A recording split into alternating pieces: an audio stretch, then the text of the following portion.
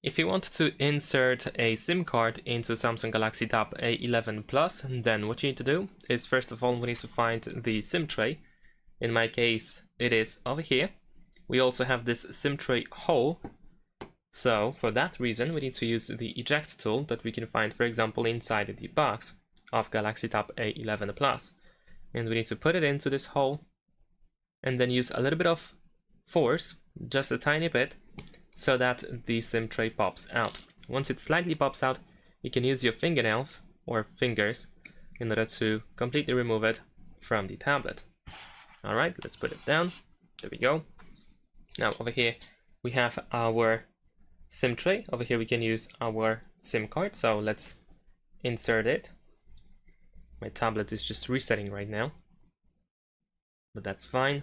And you have to be careful because the SIM card slot is actually really loose. It's really easy to drop the SIM card. And if you are wondering if you can use two SIM cards, then the answer is unfortunately no. The memory card slot is not hybrid and the second SIM doesn't fit. Usually this is how we can insert another SIM card, but unfortunately not in this case. And next what we're gonna do is we're gonna slide it in. We're gonna slide the SIM tray back into the tablet, but you have to be careful to not drop the SIM card, as I mentioned.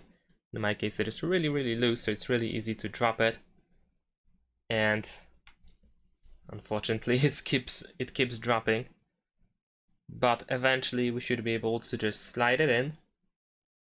I know the image is quite blurry, but yeah, this is quite annoying, to be honest. Samsung has unfortunately very annoying SIM card slots, but now maybe we can put it back in. There we go, and we can slide it in. Make sure that it goes all the way in. Make sure that it is fully in, it doesn't stick out. And that's pretty much it. Thanks for watching, leave a like and subscribe.